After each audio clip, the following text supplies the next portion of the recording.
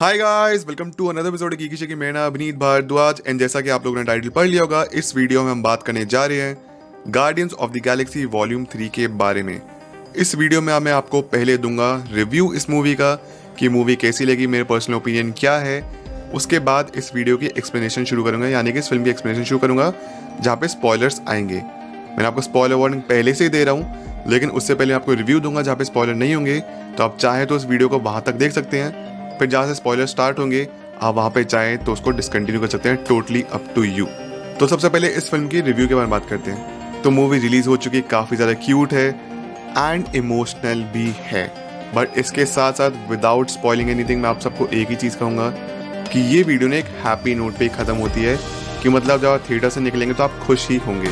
And definitely guardians of the Galaxy जो पूरी franchise है, पार्ट 3 इन सब से बेस्ट है। James Gunn is now parting ways from Marvel and James Gunn ने जाते जाते फिलहाल मार्वल को एक ऐसी मूवी देके गए हैं जिसकी सबसे ज़्यादा ज़रूरत थी, क्योंकि हम जानते हैं कि मार्वल की फिलहाल क्वालिटी में काफ़ी ज़्यादा डिक्लाइन आया है और जेम्स गन ने अपनी गार्डियंस फ्रेंचाइजी की क्वालिटी को बरकरार रख करके रखा है। मूवी में ऑब्वियसली एक्शन है, म्यूजिक है, डेफिनेटली इमोशनल मूवमेंट है, कॉमेडी काफ़ी ज़्यादा। ऑब्वियसली गार्डियंस की टीम है तो वहाँ पर कॉमेडी भी अच्छी खासी होगी, काफ़ी अच्छे सीन्स हैं मूवी में एंड इमोशनल डार्क सीन्स भी हैं।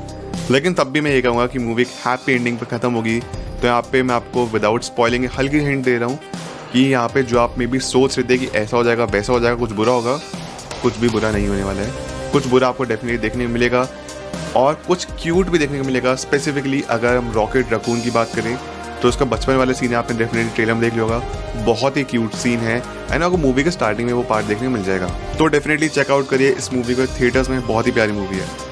ये था मेरा फिल्म का रिव्यू। अब सीधा बात करते हैं इस फिल्म की कहानी के बारे में। और अगर आप चाहें तो यहीं पे वीडियो को स्किप कर सकते हैं, क्योंकि यहाँ से अब सीधा स्पॉइलर स्टार्ट हो रहे हैं। मैंने आपको स्पॉइलर वार्निंग दे दिया, तो सीधा कहानी तरफ बढ़ते हैं। कहानी में बढ़ने से पहले सबसे पहले मैं आपको इत्मीनान कर दूं कि इस फिल्म में किसी की भी डेथ नहीं होने वाली है। ना ड्रैक्स की, ना रॉकेट रकून की, ना नेबुला की, ना गमोरा की, ना स्टार लॉर्ड की, किसी की भी डेथ नहीं होगी। बल्कि कुछ नए कैरेक्टर्स इनकी टीम में जुड़ जाएंगे और बहुत ही हैप्पी एंडिंग है, बहुत ही हैप्पी एंडिंग है। मतलब ये हुआ कि जेम्स गन सबको अपनी तरफ से सेटिस्फाई करके जा रहे हैं एक बहुत ही प्यारे नोट पे कि ये लो, ये मेरा बेस्ट प्रोडक्ट था अभी तक का मार्वल की तरफ से एंड आप लोग इस फिल्म को थॉरली एंजॉय करेंगे। और जो पर्सनल फीलिंग है मेरी वो ये है कि 3 फिल्म जो साल रिलीज हो रही है, एक्चुअली एक तो ऑलरेडी हो चुकी है, क्वांटमेनिया, फिर गार्डियंस एंड द मार्वल्स, तीनों में से सबसे बेस्ट जो निखर के आई गई वो यही है, guardians volume 3।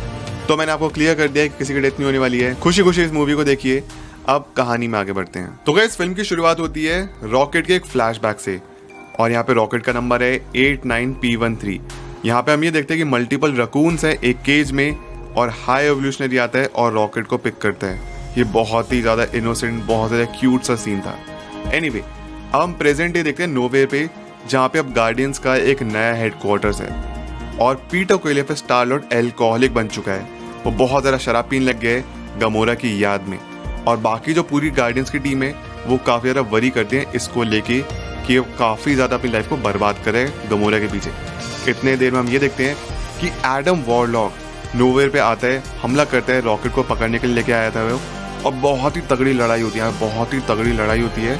Adam warlock almost यहाँ पे सबको मारने वाला था, बट सम उसको डिफीट कर जाता है, क्योंकि नेबुला के पास अब एक नया रॉकेट पैक, एक नए आर्म्स थे, मैकेनिकल आर्म्स, जो कि रॉकेट ने ही बनाए थे, जिसके थ्रू वो समहाउ एडम वॉरलॉक को for the time being defeat कर देते हैं। बाय द वे, पूरी मूवी में हमको रॉकेट रकून की बीच बीच में पास्ट कहानी दिखाते रहते हैं कि क्या क्या हुआ था उसके साथ एंड हाई एवोल्यूशनरी ने उसके साथ क्या क्या किया था, तो हमको फ्लैशबैक में बीच बीच में दिखाते रहते हैं। इसी के साथ यहाँ पे हम स्टार्टिंग मूवी के ये भी देखते हैं कि क्रैगलिन योंडो की वो जो नीडल थी ना, उसकी वो प्रैक्टिस कर रहा है, धीरे धीरे अपने आप को मास्टर करने की कोशिश कर रहा है उस स्किल में।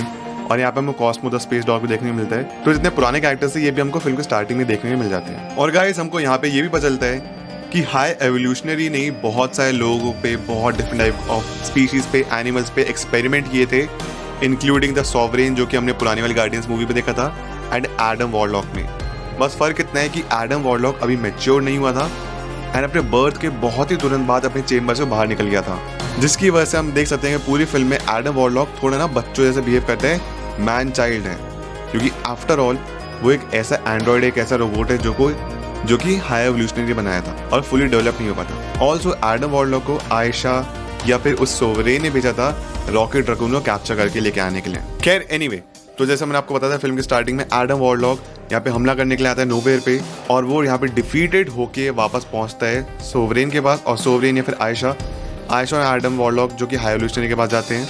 हाई एवोल्यूशनरी उन दोनों पे काफ़ी ज़्यादा चिल्लाते हैं क्योंकि एडम वॉरलॉक लिटरली फेल हो गया है। But on the other hand rocket raccoon काफ़ी ज़्यादा घायल हो चुका है। वो एक मेडिकल पैक का इस्तेमाल करता है उसको ठीक करने के लिए, लेकिन हमको पता चलता है कि रॉकेट रकून के हार्ट के पास एक किल स्विच है जिसको वो कंट्रोल नहीं कर सकते, वो मैकेनिकल स्विच है, एंड उनके पास 48 आवर्स है रॉकेट को बचाने के लिए, और अगर उसको रिमूव नहीं किया गया तो रॉकेट की डेथ हो जाएगी इन 48 आवर्स। ऑल्सो अगर रॉकेट को ठीक करना है तो एक स्पेशल कोड चाहिए उस किल स्विच को परमानेंटली ख़त्म करने के लिए, जो कि ऑब्वियसली यहाँ पे गार्डियंस की टीम के पास नहीं है। तो उनका एज ऑफ नाउ मिशन यही है कि यहाँ पे हमको रॉकेट को बचाना है किसी भी तरह। ऑल्सो जैसा कि मैंने आपको बताया था कि यहाँ पे बीच में हमको फ्लैशबैक देखने मिलते हैं रॉकेट की कहानी के। तो हाई एवोल्यूशनरी ने मल्टीपल एनिमल्स पे, मल्टीपल स्पीशीज पे एक्सपेरिमेंट किए थे, लेकिन इकलौता यही रकून था या फिर इकलौता यही रॉकेट रकून था बाकी रकून के मुकाबले भी जो कि आके जाके इंटेलिजेंट बना था एंड बाकी स्पीशीज के मुकाबले सबसे बेहतर निकल के आया था। और हाई एवोल्यूशनरी को वापस रॉकेट की ज़रूरत है। तो बेसिकली अभी जो मकसद है हाई एवोल्यूशनरी का वो ये है कि वो एक परफेक्ट कॉपी बनाना चाहता है अर्थ की, एंड डिफरेंट स्पीशीज का इस्तेमाल करके एक इंटेलिजेंट स्पीशीज बनाना चाहता है जो कि उस अर्थ पे रहेंगे, और उस अर्थ का नाम है काउंटर अर्थ। तो मतलब अपनी नॉर्मल अर्थ नहीं है, अर्थ 616 नहीं है, वो एक डिफरेंट अर्थ होगी। तो यहाँ पे उसको रॉकेट रकून की ही ज़रूरत है, बिकॉज रॉकेट रकून इकलौता स्पेशल केस था जो कि उसका हाईली सक्सेसफुल था। अब रॉकेट को बचाने के लिए पूरी guardians team except for Kraglin and Cosmo and कुछ और, ये निकल जाते हैं रैवेजर्स के पास। रैवेजर्स को अब लीड करिए गमोरा, वो जो कि एंड गेम में हमने देखी थी, जो कि पास्ट वाली है 2014 वाली, वो उनकी लीडर बन चुकी है। वो उससे मदद मांगते हैं ताकि वो हेल्प कर सके हाई एवोल्यूशनरी को हराने में और रॉकेट को बचाने में। गार्डियंस की पूरी टीम एंड रैवेजर्स अब दोनों साथ में पहुंचते हैं ऑर्गोस्कोप, जहां पे एरिक लैब्स है, और एरिक लैब्स ही है हाई एवोल्यूशनरी कंपनी जहां पे जितने भी एक्सपेरिमेंट्स होते हैं इसी लैब में होते हैं। जब वो लोग ऑर्गोस्कोप पहुंचते हैं तो ऑब्वियसली वहाँ पे एरिक लैब्स में एंटर करने से पहले उनको एक बहुत ही बड़ी लड़ाई से गुजरना पड़ता है। वो बेसिकली एरिक लैब्स इसलिए जाना चाहते थे ताकि वहाँ पे जाके उनको सिक्योरिटी कोड मिल जाए जिसके थ्रू वो रॉकेट को बचा सकते हैं, बिकॉज रॉकेट और बाकी जितने भी स्पीशीज थे उनका जन्म वहीं पे होता है, जैसे मैंने अभी आपको थोड़ी देर पहले बताया था। लेकिन यहाँ पे जब उनकी लड़ाई होती है उनके साथ सिक्योरिटी के साथ गार्डियंस और रैवेजर्स की, तो उनको पता चलता है दरअसल में हाई एवोल्यूशनरी तो उनसे एक स्टेप आगे है। और हाई एवोल्यूशनरी का बेसिकली प्लान ये था कि वो जानता था कि गार्डियंस की टीम वहाँ पे पहुँचेगी, इसलिए उसने जो कोड था पहले से ही अपने साथ रिकॉर्ड करके फिर रिकॉर्डर्स के थ्रू वहाँ से निकाल लिया था। तो वहाँ पे जो सिक्योरिटी कोड है उनको नहीं मिलता, और वहाँ पे ऑलरेडी उसने प्लान कर रखा था क्योंकि वो जानता था कि टीम एरिक लैब्स पहुँचेगी, वहाँ पे फाइनली वो रॉकेट को कैप्चर कर लेगा। एंड वो जो रिकॉर्डर है जिसमें वो सिक्योरिटी कोड है रॉकेट को बचाने के लिए, वो जा रहा है काउंटर अर्थ की तरफ, वही जो कि एक ऐसा प्लैनेट है जिसका मैंने अभी आपको बताया था जहाँ पे डिफरेंट एक्सपेरिमेंटेड स्पीशीज रहते हैं। सो बेसिकली जो भी अभी तक कुछ चल रहा है ये हाई एवोल्यूशनरी का एक ट्रैप था कि गार्डियंस को वहाँ तक लेके आने का, ताकि गार्डियंस पीछा करते करते वहाँ पहुँचे, फिर ऐसा हो एंड वैसा हो, और फाइनली हाई एवोल्यूशनरी को रॉकेट मिल जाए। अब गार्डियंस की टीम जब काउंटर अर्थ पहुँचती है तो वो देखते हैं कि हाई एवोल्यूशनरी को शिप है ना वो ग्राउंड पर है, मतलब उड़ नहीं रही है।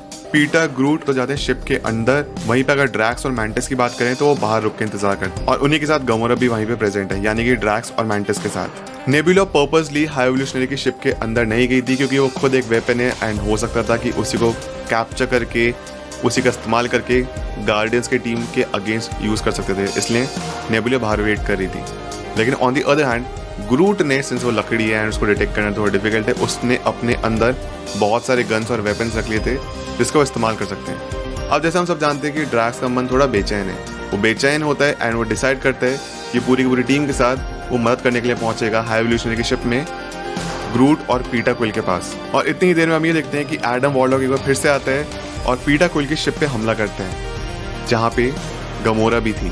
दरअसल में एडम वॉरलॉक खुद रॉकेट रकून को हाई एवोल्यूशनरी के हाथ में देना चाहता था ताकि हाई एवोल्यूशनरी एडम वॉरलॉक को प्रेज कर उसकी तारीफ करे।